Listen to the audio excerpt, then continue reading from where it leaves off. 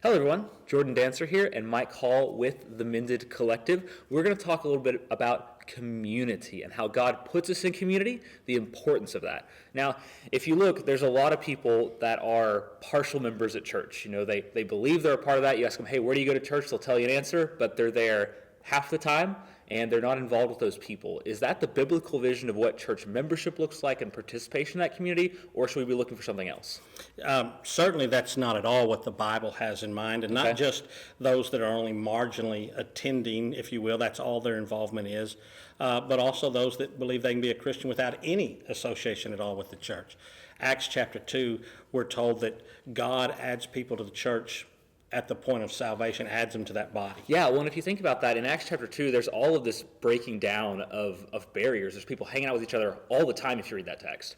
They had all things in common. It's an amazing text to think about community. All these people traveling from a great distance away, they only had supplies for that journey. They get to Jerusalem, they hear this life-changing message about Jesus Christ, and they don't go home.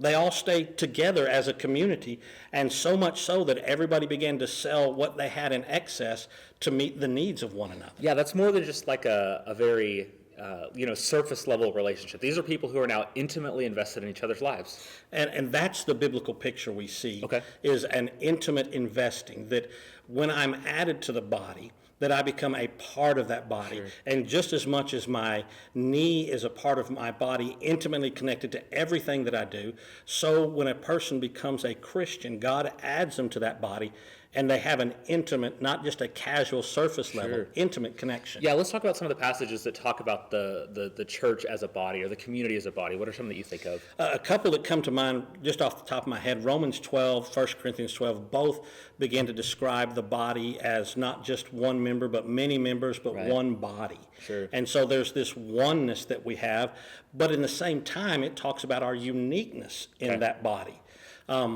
He says, yes, you're all in one body, but you don't all have the same roles or the same functions. Everybody has a different kind of function. Sure, yeah. Well, and there's different levels of importance, right? He talks about how there's some things that are flashy and everybody can see it and it looks really cool, but then there's other people that are just as critical, but it's not as at the forefront. And we shouldn't confuse ourselves to thinking that just because it's not as public means it's not as important. Well, and I was going to challenge you there on that word important. You said some that aren't as important. Sure. That's kind of our perspective. We see, as you said, the flashy, the guy out front, and we think, well, that's the important part of the body, and that's where the most attention needs to go. 1 Corinthians 12, Romans 12, both of those talk about, the King James uses the word the uncomely parts, the parts that don't get as much honor. They deserve more honor, and they're just as important. In fact, he makes the argument there in 1 Corinthians that they're even more important than these parts that get all the attention. Sure, because we're so likely to neglect those, right? And this is the way that the community of God really kind of subverts the community of the world, that God hasn't called us in to be people that are just flashy and all the people with talent get all the attention, but it's everyone gets the love and care of one another. I think about, as a body, I think about your ACL, which is a part in your knee, right? And if you watch athletes, they get complimented on their bodies and their ability and their talents, but nobody talks about how great their ACL is until it's gone. And there's a lot of places where people are in church bodies that what they do isn't flashy, isn't what everybody talks about, but the church runs and is blessed by what they do. Without that ACL, nobody walks. Nobody He's runs. not an athlete exactly. anymore. Yeah, there's a wheelchair. And so same with the church. When people aren't fulfilling the roles that they can play within that body, the body can't function the way God designed it.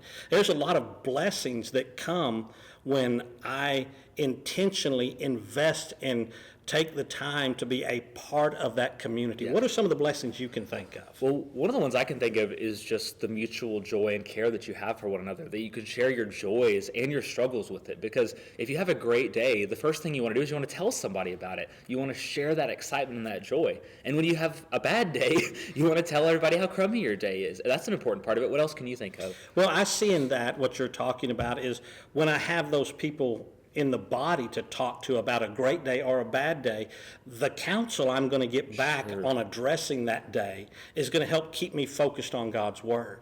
If my counsel, if my wisdom on great days, bad days, if I'm seeking advice on whatever, if I'm turning to the world who has a different priority, if that's where my community is and I just attend services, I'm not going to get the wisdom that I need from that body. Yeah, well, and just to jump in on you here, I'm so excited about this because we need this consistency, right? Because here's the thing.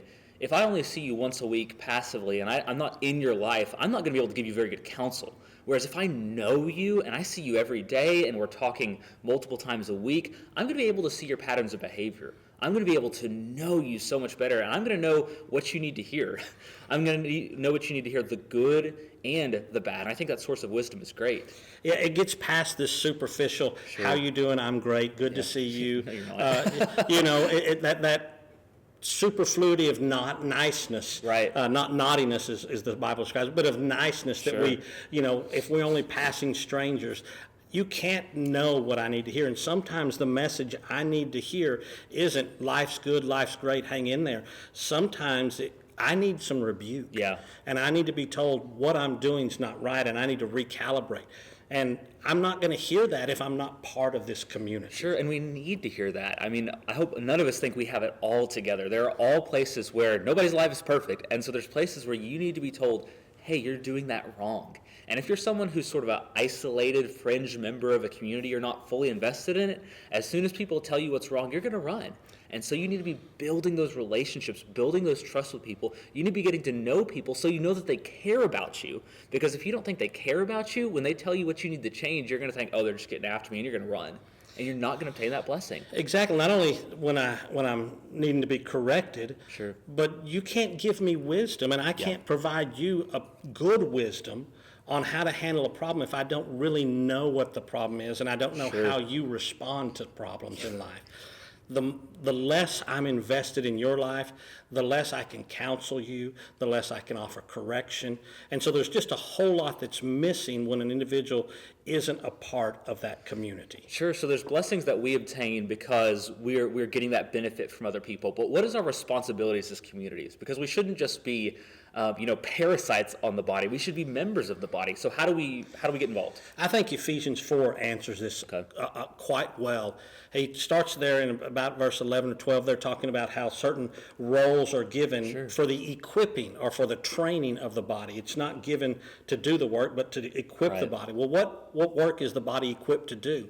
If you go down to verse 16, it talks about the whole body is joined and fit together purposely, that God put it that way, and that when every part is functioning as it should, the body's going to make increase of itself unto edifying itself in love. It's going to grow. Yeah, there's so much there. Not just in numbers, but it's going to grow internally, what we've been talking about here. Sure. Well, it talks about how we all receive from the head. We all receive from Christ. And so individually we have our relationships with Christ, but those are mediated through and with one another, that we experience those together. And so I like how it talks about there, I think it's in the New King James Version, about each part doing its share causes growth, that we all have a responsibility. Exactly. When you're present and you're invested, that's going to require for you to give and serve other people and put their needs above yours. But what you get back when you do that is that your needs begin to be met. And a lot of times people will look at a church and say, well, it doesn't do anything for me. I want to tell you, the first thing I hear when I hear somebody say that I'm not getting anything from the body is, well, you're probably not giving anything to the body if you're not getting anything back. Yeah, no, that's definitely true. I think the wisdom of God to know that we need to be serving and that we're most blessed whenever we give instead of when we just receive. And the local church body gives us the place to do that. I think about how there's a lot of stats about loneliness right now. And supposedly in a world where we have social media, which makes us more connected than ever, we're actually more disconnected than ever. Now, we're not to say you should swear off social media. Obviously, we're a content creation organization. Okay. Yeah, maybe, okay. But we're here and we believe this is a valid tool, but it's not a replacement for what God designed. It's not. Watching a video, you can learn a lot, and we hope you learn from these videos and their encouragement to you, but it's not the replacement for a connection into somebody's life. As many people, we hope millions of people will watch this and see this and all the videos that we share, but no matter how many people watch this or how many times you watch this, you and I on the other side of that screen are never going to be intimately connected the way that I could be intimately connected with somebody that I work with, Right. that I worship with, that I weep with, that I rejoice with, that becomes my family. Yeah. That's going to help. Sure. And so that's going to take some messiness, and that's going to take a rugged commitment to love and to seeking the will of Christ first. And we'll all get what we need back Yeah. in that moment. What a gracious thing. Thanks for tuning in today. God bless.